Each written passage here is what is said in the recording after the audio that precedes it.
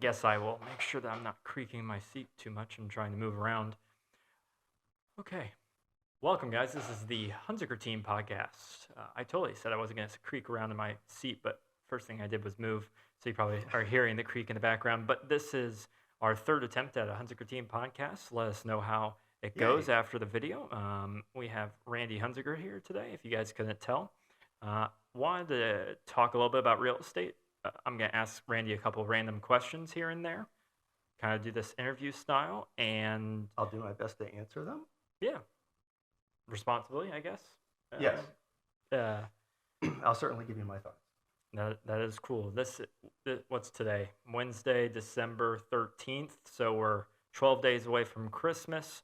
Very exciting. Merry Christmas to everyone. Just had our Thanksgiving. Just had Thanksgiving a couple weeks ago. We haven't been able to film a podcast since then. I meant to ask you when we were going to do a podcast during Thanksgiving. Do you have a favorite Thanksgiving dish? Well, you know what I'm going to say. I don't. That's why I asked. Really? My Aunt Donna, my sister-in-law, I should have known. is going to love that. I guess So that's not she really does. a dish. But It is. It's important to me. She knows. So it's deviled eggs. She makes the best deviled eggs in the entire world, and she always does it just for me. So at Thanksgiving this year, I went to Orlando. She made deviled eggs just for me. So shout out to my sister-in-law, Donna Hunziker. You are awesome. That's a dish. Just to give you guys some perspective, we sat down to play a card game. I think Randy and Uncle Ron probably ate 10 deviled eggs while we were playing cards. That was the first batch. Randy took home 12. It's like watching somebody eat Skittles, except they're deviled eggs. So that just tells you how much he does love deviled eggs. I do. Nonetheless. So what's yours? What's your favorite dish before we move on? I'd like to say mac and cheese, but nobody that I have Thanksgiving with cooks mac and cheese, which is a bit sad. You can't say that. So my real response would be probably sweet potato casserole. Mm-hmm. It's really hard to miss. I guess pumpkin pie maybe is a Thanksgiving dish that I would rate over top of sweet potato casserole, but if we're limiting it to the actual meal itself, sweet potato casserole would be at the top. Works for me. So, at least in the world of real estate, we can jump to that. The world of real estate, we've seen interest rates come down recently. I follow at least Becky Bessinger's emails I guess it's at least twice a week. Becky sends out emails letting us know what interest rates are. Comparatively speaking, I think at least hers have come down probably at least a point. Have you seen the same thing across other lenders or other situations? Well, let's use a benchmark too. If we go back to June of 2022, when the interest rate started rising crazy, we certainly have seen interest rates start to come down. I think we peaked close to 8. Is that about right? 8.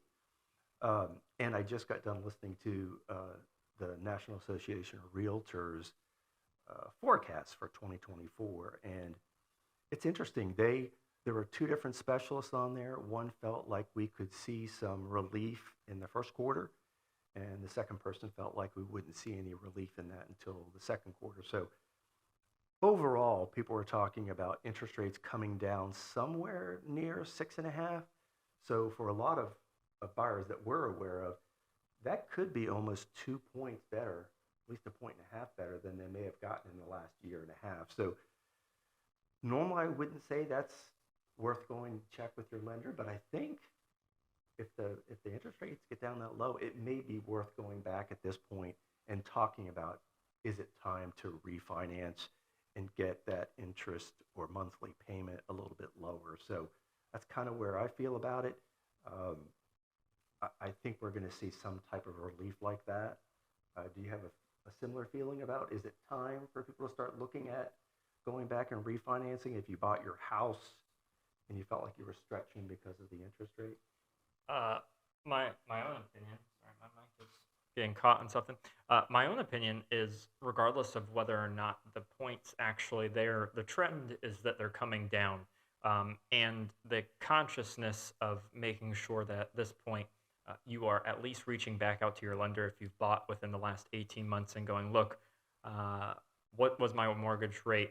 What offers do you guys have right now? And if it gets to being conscious enough to know, okay, well, if it gets to a point and a half before it gets any crazier, let's look at making a jump then, whatever that may be. But being conscious right now that they are declining is the first step, and reaching out to your lender is definitely the second step, just to make sure that you're not getting left behind and they don't start to rise again. If you have the opportunity to do it now, and with some lenders I know over the past 18 months, there are people who have free refinances for the next 3 years.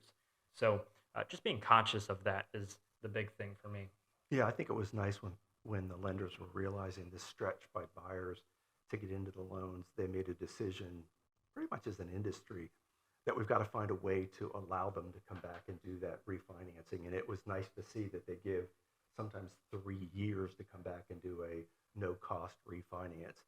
I spoke to a couple lenders over the last week, and they were saying refinancing is still at like a 10-year low.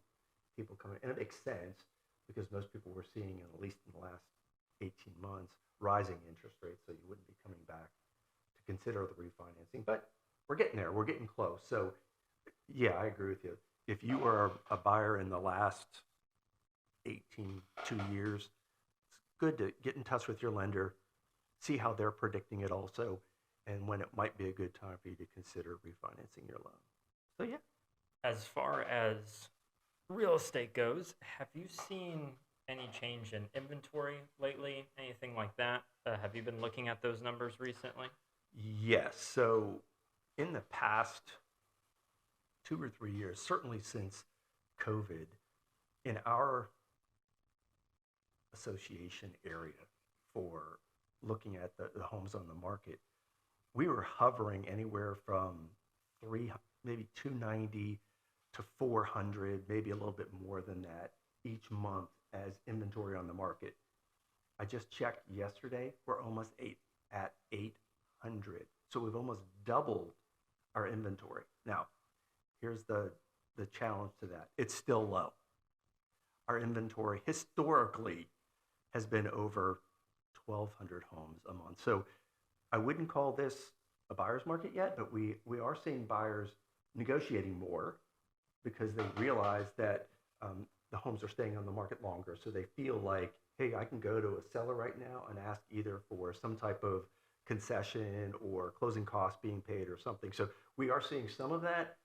Personally, I don't think it's a buyer's market yet. Yeah, I'm not sure that we'll ever get to a true buyer's market, at least for what people have thought about or theorized or hoped for.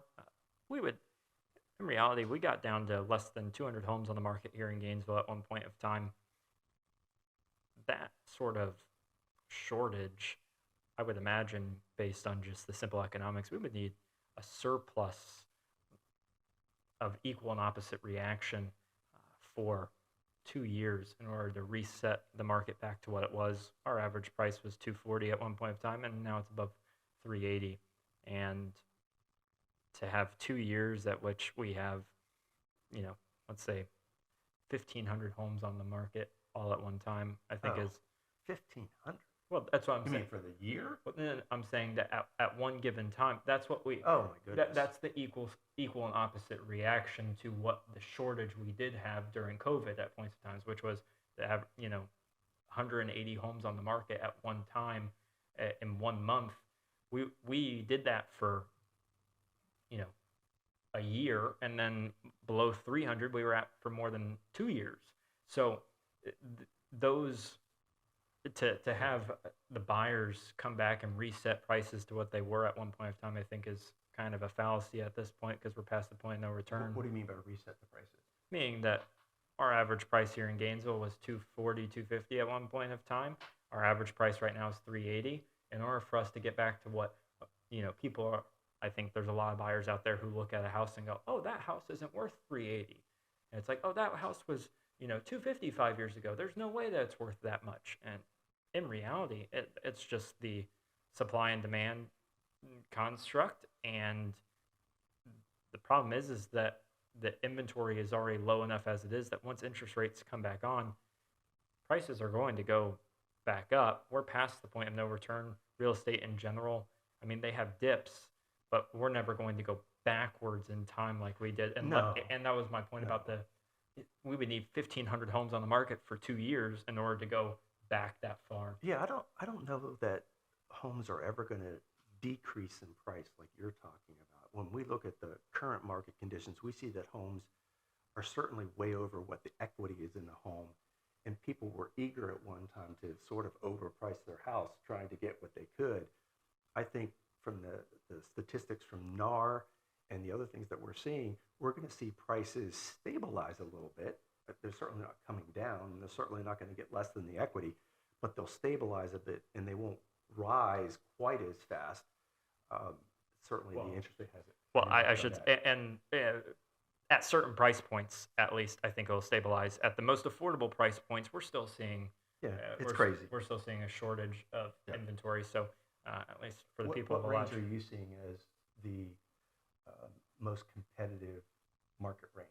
I don't know that I Have you looked? know my if I was picking out a house to Yes. frame as most competitive, it would be updated 3 bedroom, 2 bath home, and you got What price range? 1,500 square feet. You're still looking at anything under 400 is going to be very competitive if it's not overpriced.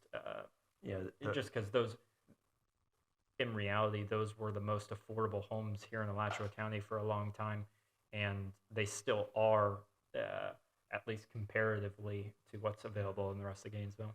the price range that our stats hold on to, that is the most competitive with the most homes on the market and the most sales, is still the 400 to 600 range. So if you cross over into that, you'll have more competition. You also have more sales in that range. But that's where it's most competitive right now. If you can get below that 400 range, it can certainly help with the competitiveness, meaning there are less homes in that competitive range. Yeah, I think some of that has to do with people who are able to buy a $400 or $600,000 house right now. They have more money in their pocket and are probably capable of buying more, which I think is what is making it competitive comparatively to what is truly affordable for the majority of people here in Gainesville. Our income here in Gainesville hasn't changed as quickly as the affordable living has, and if, for example, interest rates drop, I would imagine that the most competitive would be anything under 400 again, like it was during COVID. So, It's interesting, and I don't think we pointed this out yet. Normally, over a year, we're seeing anywhere from 18 to 22% of all buyers being cash. Right now, toward the end of this year, we're in the 33 to 35% range of cash buyers. So obviously, we're seeing it once again, cash is king. And with that cash, people are being a little more aggressive with what they want to buy, because then they don't have to be challenged by those interest rates in the sevens and wherever. So very interesting data. interest rates are trending downward. I have lots of customers who have bought this year. It is in your best interest to reach out to your lender who you bought with, or if you have a lender that you want to work with in the future, ask them what your rate was, what offers they have available. Is there a refinance option available that is free? And making sure that if it's not time to refinance and it's coming, to be ready for it. So that would be my message. Okay, we're going to do a small sports segment. Your favorite player, Draymond Green, got ejected last night. He's not my favorite player. Come on. Well, I can And I can make you out to be a villain. What that was. That was ridiculous. If he's going to claim for some reason that he was spinning as part of his basketball move, no chance. He's going to get suspended. He's got to. He should be. he was better off turning around and actually engaging and throwing an actual punch rather than What doing are you that. talking about? He Maybe looks a more effective punch?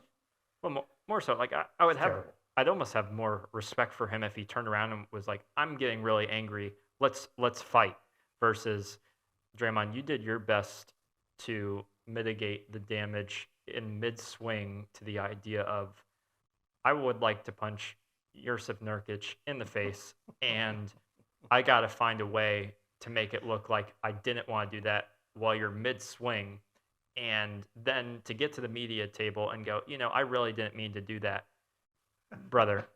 When you say you didn't mean to hit him in the face, I can almost understand, empathize with you not wanting to hit him, but if that thought was the thought crossing your mind as you were swinging, that doesn't mean that you didn't mean to hit him. That means that you realized halfway through a punch that you probably should pull it and that you should make it as untaxing as possible. Meanwhile, I don't want to accuse anyone of anything based upon their body language, but rarely does Draymond have an incident like that where he doesn't want to do some type of initial analysis, fight with it on the court, talk to the ref, yell at someone.